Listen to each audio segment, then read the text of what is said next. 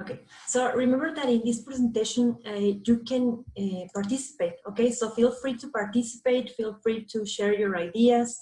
Again, if you want to use the chat, go ahead, I will be able to see your answers. Or if you want to unmute your micro, it's okay with me, right? As long as you want to participate, as long as you want to share your experiences, go ahead, okay? So don't worry about, I would like to participate, but I don't know if teacher Edna has time. I had time, right?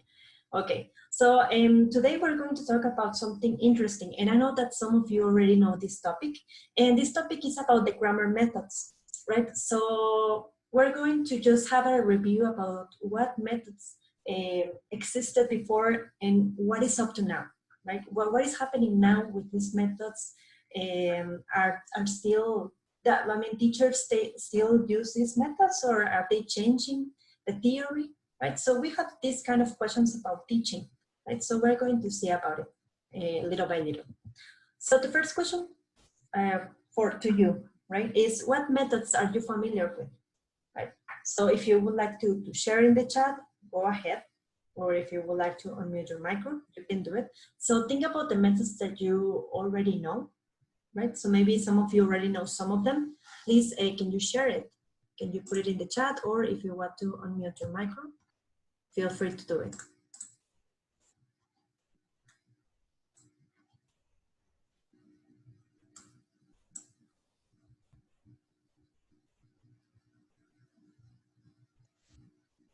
Teacher. Hello. Can I speak?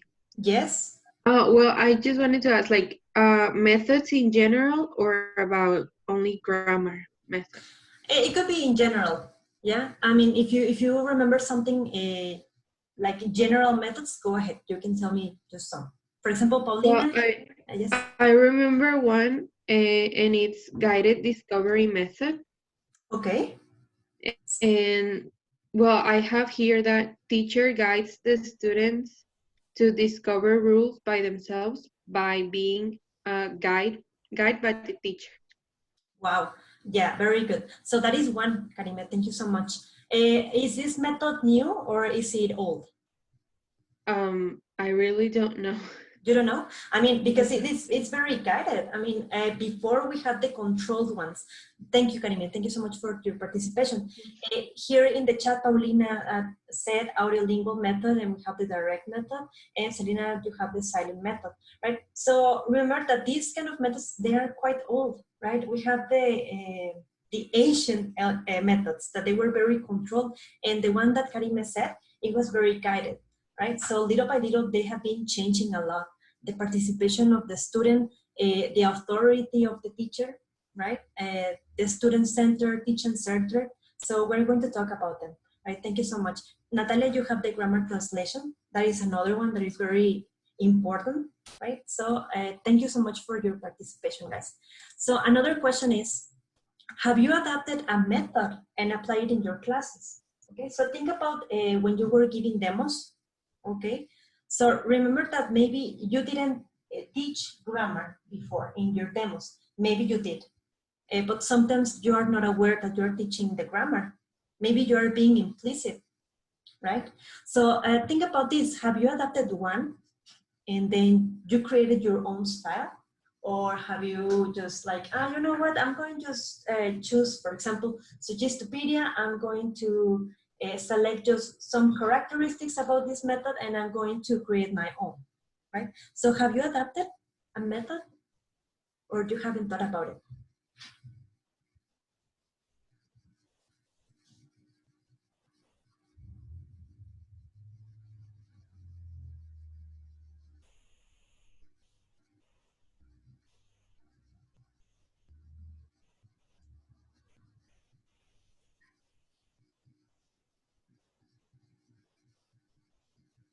Okay, so here we have some answers. Selena, you said yes when you play some background music. Okay, so this method is about Suggestopedia, relaxing your students in a way and making them comfortable, right? Thank you. Karime, I don't really know. You don't know Karime. Okay, maybe later, right? Maybe later you will have this reflection and maybe you adapted one of them and you're not aware, right? Thank you. Selena, to my students, very good. Okay, very good. So think about this question, right? Making your own. Sometimes, for example, if we're teaching grammar, you can adapt it, right? For example, you can, if you want to take the grammar translation and you can say, you know what, I can change some of the characteristics and maybe I can adapt this, or I can choose this because I like that it's explicit. You can make it your own, right? It doesn't mean that, for example, being a control teacher is bad, right? Because sometimes we have this idea that being a teacher-centered is going to be very bad, it's a negative perspective, or the grammar translation is very explicit, and it is a bad method for my students. Maybe not, right? So remember that we have a lot of ideas, a lot of opinions about every teacher. Some teachers will prefer the grammar method because it's really controlled, right? Very explicit, and they like to share the rules to the students. And in the other hand, we have another teacher that is very free, a student-centered classroom. The teacher is not the authority, and it's okay, right? We have a lot of ideas, different opinions, and it doesn't mean that we have a negative method or this method is not going to work. All of them works, but in a different way. Right? Thank you so much. So basically, I'm going to just tell you some characteristics about the methods, and we're going to start with the grammar translation. Okay, just to remember, the grammar translation, it's about grammar, right? Very explicit, right? Basically, the teacher followed the lessons, but remember that the grammar translation, it was focusing on writing, right? Always writing. Everything was written. The speaking production was very less, right? It was not important. The most important part was the writing, right? The assessment was on the writing. The teacher had to explain the rules explicit, right? And it was followed by exercises. So the teacher was explaining the rule, and then after explaining, the students had an assignment to do. But again, it was written, a written assignment. And the translation was from the second language to the mother tongue, or sometimes vice versa, right? From Spanish to English or English to Spanish, right? But everything was very controlled, right? The students were controlled to write the correct answer, to translate it in a correct way, right? So that was the grammar translation. And then we have another method that it was the direct method, okay? So the direct method was challenged by the grammar method. So the direct method said, you know what, the grammar translation doesn't work. This method works. Why? Because we're focusing on the production that it was speaking, right? Not like the grammar translation that it was everything writing, right? In this case, we were just speaking, right? So the direct method said that, you know what, I hate that you had to explain the rules explicitly. In this case, my students are like children, right? When they listen what I'm talking about and when they are producing the language, it's like they are acquiring the language like children do, right? So it was very natural. The direct method was just to producing, and it was not focusing on writing, it was focusing on speaking, right? Just speaking, they were practicing the listening, but also the speaking part, right? So it was very direct. So another one is the audiolingual, right? The audiolingualism. In this case, the audiolingual was very connected with the direct method, right? But still, it was strict in the grammar, right? They said, you know what? I don't care about grammar. Let's move it to a side. And I'm faithful to the direct method. They were very similar, right? But in this case, this method was based on the behavioral psychology. So let's remember about this psychology, that it was the correction of habits. So for example, if one student had the same mistake all over again about a certain word or a certain grammar structures, like for example, I have 20 years old and this student was always repeating the same, we had to correct that sentence, right? Because that sentence is an habit for the student. Like if the student is always saying the same sentence and there is not a correction, in one part of his life or her life, is going to repeat it again and again. And what happens in the advanced levels, if that student is saying the same, saying the same mistake, it's going to be like, this person is not advanced because this person is saying a mistake that is from the base, from a basic level, right? So in this case, we need to correct those habits, those mistakes, right? And here, the audiolingual didn't have rules, right? We don't have rules, and it was always drilling, practice, drilling activities, always repeating what the teacher said. Somehow it was very controlled, but entre comillas, in parentheses, we have the uncontrolled method, right? Always producing, but producing what the teacher said, right? Drilling sentences, right? So this was the audiolingual. And then we have another one that is a natural approach. So basically the natural approach was very common like the direct method, right? As you can see, for them, the grammar was irrelevant.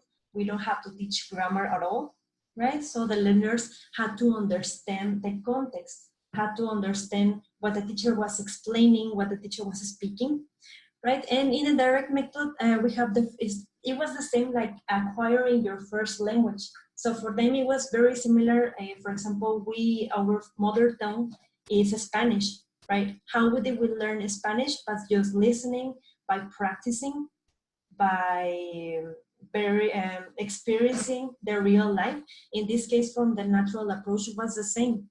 They said and they assumed that this method, like the direct method, was to acquire the language, right? By communicating, by speaking, by having the natural method that is experiencing the real life, real context, and they are going to learn like that.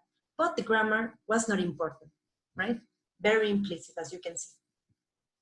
And then we have the communicative language teaching. As you can see, these three methods, they are very similar, right? They are very connected. They have almost the same characteristics and almost the same idea. In this case, here in this method was communicative competence more than the knowledge of grammar rules. So for them, it was very important for you to communicate. It didn't matter that you had some mistake in grammars, as long as the idea or the meaning was correct, it's okay, right? The importance was just by communicating. And also we have the context, right? They assume that if the student learned the context and knew how to create a message according to the context, according to the lesson, for them it was very successful, right? If the student could communicate, even if that student had some mistakes, it didn't matter because the idea was crossed, right? So for them was that the grammar was not relevant at all, right? Very good. I don't know if you know about this one, but here we have the task-based learning. So basically, I don't know if you have some ideas about this task-based learning. I don't know if you have experience in this method or have you heard about it. So if you have heard about it or you have some ideas, maybe just for the name, right? Can you share? You have some ideas and experience maybe? Can I speak?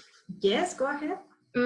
I kind of remember that this method uses like real language, like authentic, Okay.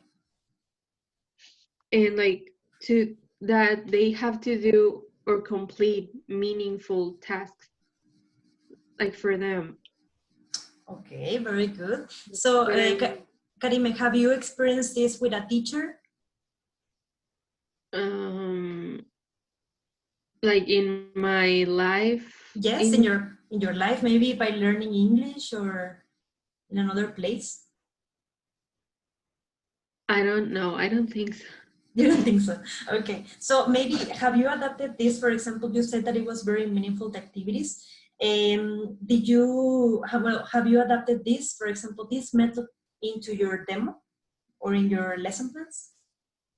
I think there was one. Yeah, there has been a few uh moments or lessons where I used this one without noticing. Mm-hmm. Exactly. And sometimes we don't notice that we're actually applying a method, right? So thank you, Karime. In the chat, we have Natalia. Natalia says, maybe it's only focused on the way students adapt the task to real life situations, maybe like a dialogue and a surprise face. Yes, I mean, basically, yes, task-based learning is about, and let me show you here. The importance is that the students acquire naturally the language, right? By how? By doing tasks, right? So maybe we have been adapting this method, as you can see, right? You explain the topic, and then with that explanation, the students are going to do something about it, right? In order to be meaningful, right? For example, the focusing in this method was, for example, they had to focus on the lesson objective. In this case, for example, my objective is that my students are going to follow a map, right? But what about the grammar? What about the structure of the grammar? What about the explanation? Well, for them, in this case, in this method, it was not relevant at all because we had the context, right? So it was very relaxed, right? Maybe here in this case, the teacher was explaining the rule implicit, or it was not that important. Why? Because with this topic, with this context, students had to communicate, right? As you can see, maybe we have some characteristics that we adapted, right, in our lesson plans or in our demos, right? So this task-based learning is very common nowadays, but also it's very important, right? As you can see, in this case, it was very, as you can see, it's relaxed, its approach to grammar, but we can basically choose some characteristics and make it your own, right? If you want to explain the grammar, if you want to be explicit, you can do it. I mean, in real life, some students prefer that we teach the grammar rule because they are used to. And some others, they prefer just practicing, right? Because if they hear the word grammar, they freak out, right? And they get blocked. So that is, I mean, it's an experience that you're going to have either one situation, explicit or the implicit. That is up to you and up to your students, right? So don't be afraid of choosing one method and being implicit or explicit, because we're going to have both experiences, right? Very good. Thank you for your participation. So here I'm going to show you, it's like a timeline, right?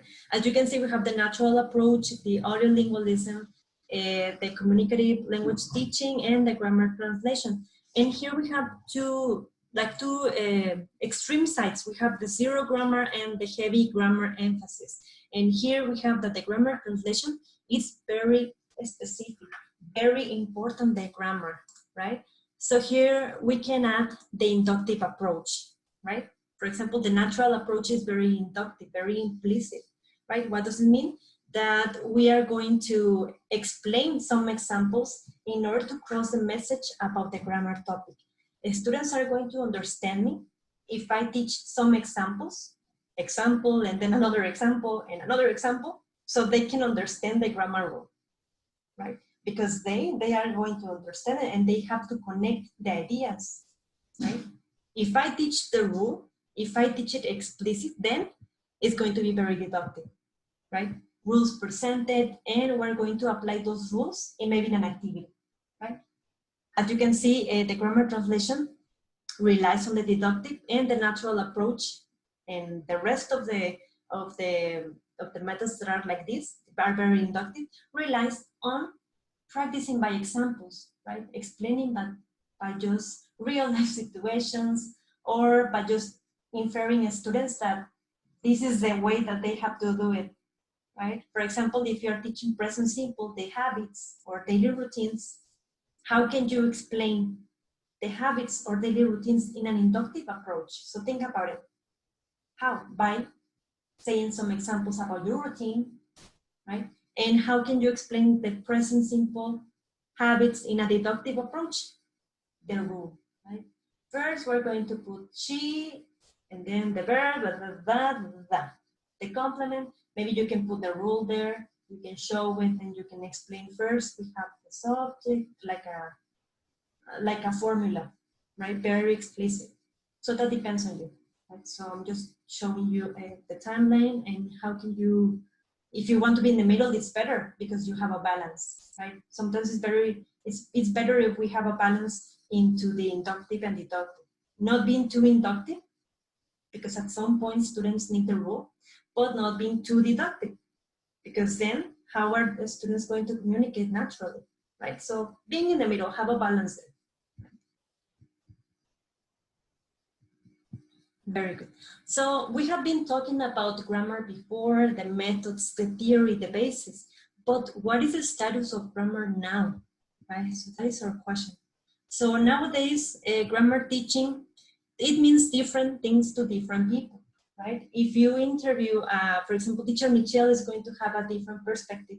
If you interview teacher Lenny, is going to have another perspective. Me, myself, I have another perspective. So we don't have incorrect answers, right? We have different experiences and different points of view, right? So as you too, right? You too have another experience. Maybe you had this idea, right? And it's not an incorrect idea or an incorrect opinion. Remember that we are different. We have different styles, right? So basically, grammar teaching involves the communicative activities. If you involve the speaking part of this skill, of this grammar, it's going to be better for students because they can communicate at the same time, right? They are learning a grammar structure, but you're using that to communicate, to produce the language, right? Some of the teachers, they prefer presenting the rules, right? I like this, but I prefer sometimes the inductive part of presenting the rules, not saying or not starting your classes by, hey, we are going to see passive voice, yay, confetti. No, I mean, presenting the context, connect your rules with the context, where real life situation is better for your students, right? Imagine if you feel frustrated by explaining a rule about a structure that you don't like, and then making a lesson that is very controlled, very boring, very tedious. Imagine for your students are going to feel the same, right? So try to be different, right? Express yourself. Don't be afraid of showing who you are by explaining the rule. If you prefer explaining the rules or explaining the topic by doing some dynamic activities, go ahead, right? As long as you cross the message of that topic. And also we have the experiential learning. That is, this definition is very common in the teacher world, right? And the experiential learning is learning through reflection on doing, right? Very reflective. A teacher that is very reflective, and with that reflection, you're asking your students if they understood, right? Guiding them, right? So they can reflect, so they can connect the ideas. So basically, this is grammar now. We have a lot of perspectives, a lot of points of view. Right?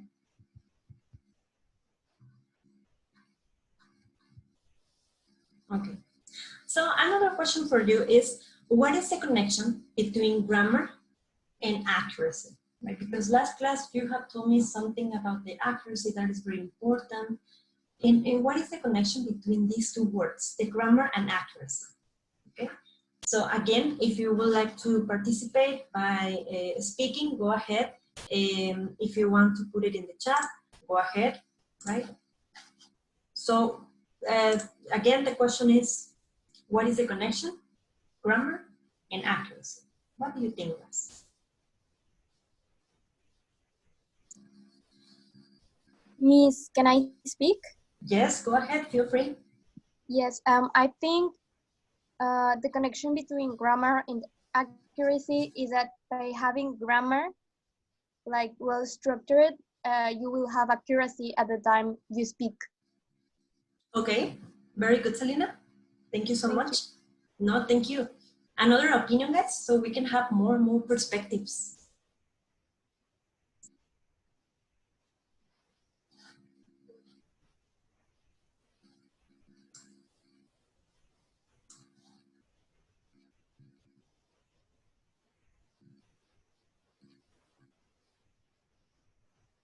Remember that the other extreme of the accuracy, we have the fluency, right?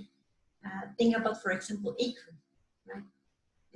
The first stages, we have that it's very common to focus on the accuracy in the first 2 or 3 stages, and then at the end, we focus on the fluency, right? So for example, in this case,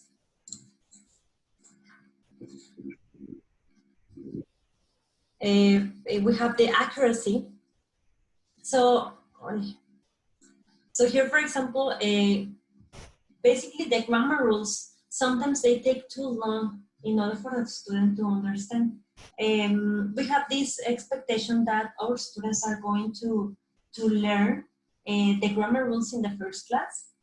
But what happens in real life? Sometimes they don't, right? Sometimes they click on the third class, right? Or maybe some of the students are very, they are into English, that they can learn the grammar topic or anything that you're saying in the first class, right? By practicing, and that is a real life situation. Some of them are not going to understand, right? Because maybe they are thinking about something else, or they need more practice, right? So in this case, the accuracy, it focuses on the correct structure of a grammar, right?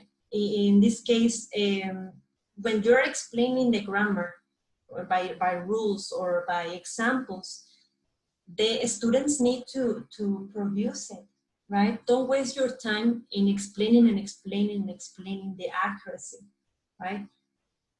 Work with that, but also connect your explanation with some activities, right? Sometimes students can feel a lot of frustration if you explain too much, right? So they need to communicate also. They need to use it, what you're explaining, right?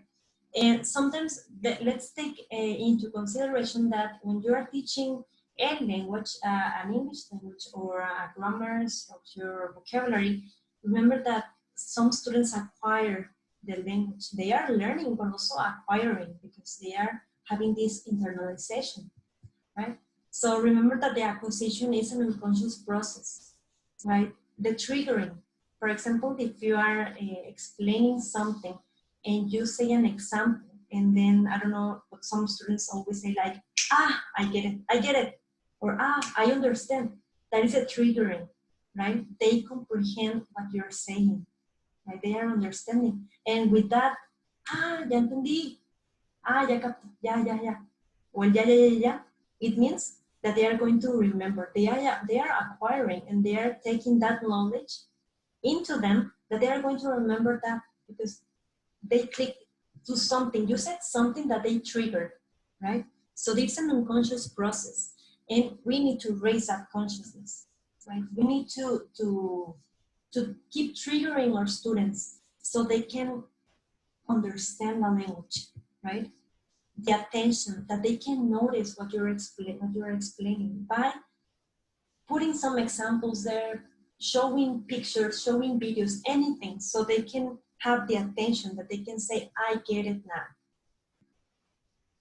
And remember, as I said before, to trigger a mental process, that they can understand what you're saying, right? That you're not speaking Chinese, that you're speaking English, and you're trying to cross the message so they can comprehend, right? The second language. That is very difficult for them, right? At the beginning, but when they have this process, they can understand easily to you. Very good. So in other words, it doesn't mean that grammar should be the goal of teaching, nor that focus on form alone is sufficient, right? So here I can say that context, connecting your activities to real life situations, it's very useful, right? Why? Because they have an objective. It's going to be meaningful for them. They are very distracted that they are learning grammar. It means that for them, they are learning how to communicate in real life, but they are using the grammar, right? So it has to be very meaningful for them. So here, in other words, a language is acquired through practice. It is merely perfected through grammar. So basically, grammar is just a perfectionist, right? A perfectionist, it means that just to be proficient, to correct some mistakes, to across the message in a well-structured sentence, right? But the goal is to communicate, to produce language. Right? Okay, so you know, guys, we have 5 minutes. Let me just, I think, no, yes, we're almost finishing. But you know what? No, si lo hacemos en 5 minutos. Sí, como quiera, si se acaba el tiempo, se conectan otra vez, chicos, al mismo link y le seguimos. Pero pues no, se acabamos. Bueno, ya tengo 4 minutos para seguir hablando. Okay, so here we have the topic accuracy versus fluency. And I know that you're very, well, you know something related to this topic. So for you, which one is more important to focus, accuracy or fluency? What do you think?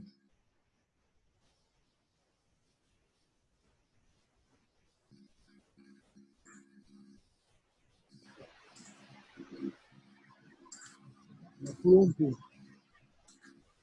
Yes? I think it's more important to be fluent because in the meantime you can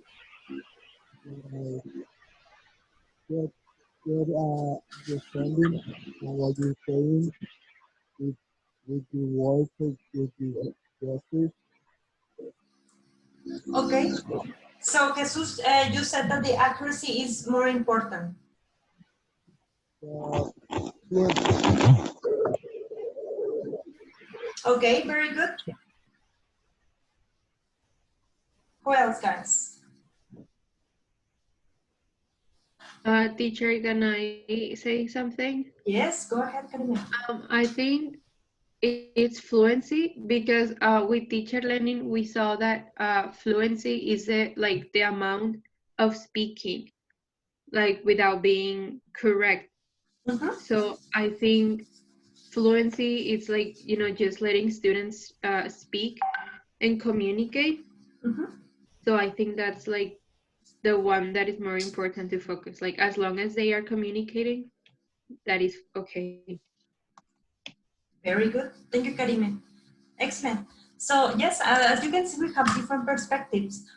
I mean, if you are going to be focusing on the fluency side or the accuracy side, it's okay, right? These two words are very important. So I'm going to describe some characteristics about, for example, accuracy and fluency. For example, in accuracy, the attention is in the form, right? The structure, the correct. How can you write this grammar tense in the correct order, right?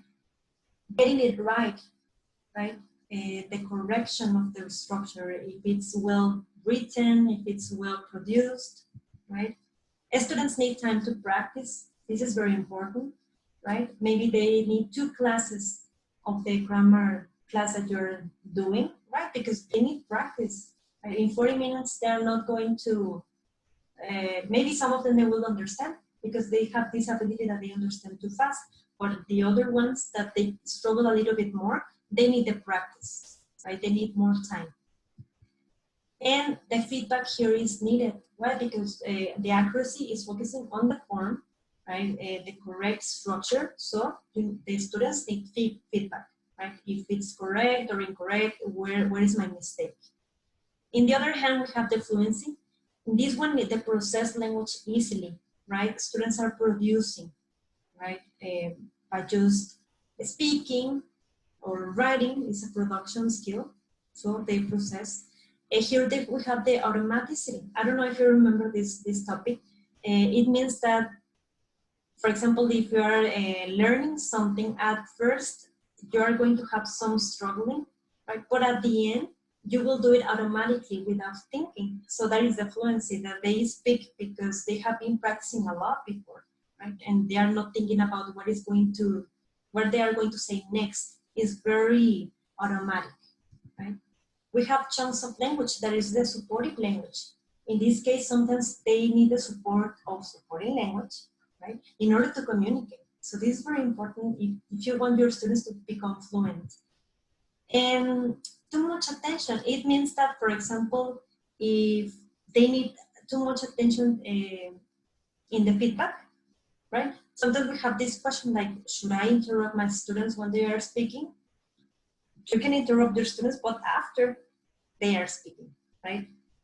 To conclude your lesson, it could be, right? But not interrupting during, while they are producing the language.